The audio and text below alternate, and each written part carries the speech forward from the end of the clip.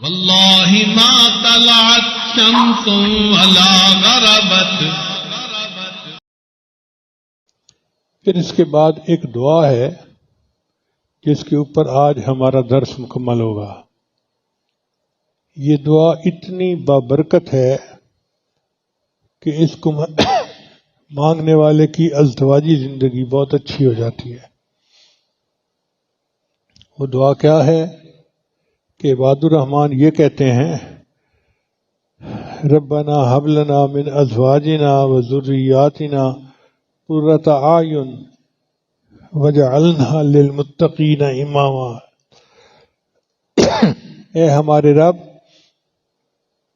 ہمیں اپنے ازواج یعنی مردوں کے لیے بیویاں اور بیویوں کے لیے شوہر اور ہماری اولادوں کی طرف سے آنکھوں کی ٹھنڈک عطا فرما اور ہمیں متقیوں کا امام بنا دیجیے. اس لیے اولاد کا ہونا ایک نعمت ہے اور اولاد کا نیک ہونا اس سے بڑھ کر نعمت ہے. انبیاء ہمیشہ نیک اولاد کی دعائیں مانگتے تھے. زکریا علیہ السلام نے دعا مانگی رب ہب لی من لدنک ذریۃ طیبہ.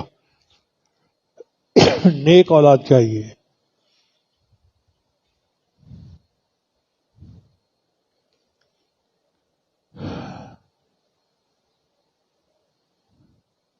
اب میاں بیوی کا جو ایک تعلق ہے نا، اس کے اوپر گھر کی بنیاد ہوتی ہے.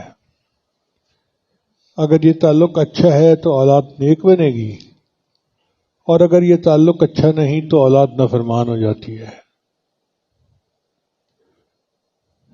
مرد جتنا بھی نیک ہو وہ اپنے بچوں کو 2 گھنٹے بیٹھ کے سمجھائے نیٹ پہ ٹائم ضائع نہ کرو، یہ نہ کرو، وہ نہ کرو، فلاں نہ کرو، نماز پڑھنی ہے، فلاں کرنی ہے، فلاں کرنی ہے، اور اس کے بعد نماز پڑھنے مسجد میں جائے تو بیوی پیچھے ایک لفظ بولتی ہے تمہارے باپ کا تو دماغ خراب ہے.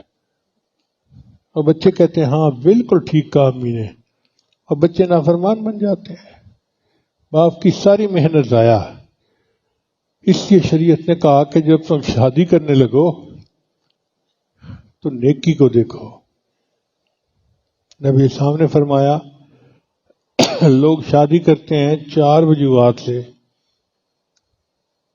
سب سے پہلے عورت کا حسن دیکھنا چاہیے، لیکن صرف حسن کو بنیاد بنا کے شادی کرنا یہ بہت کمزور چیز ہے.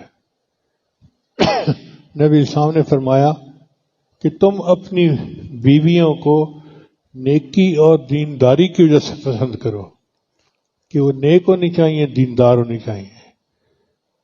جو نیک اور دیندار ہوگی وہ خاوند کا بھی خیال رکھے گی، گھر کو بھی سنبھالے گی، اولاد کو بھی نیک بنائے گی.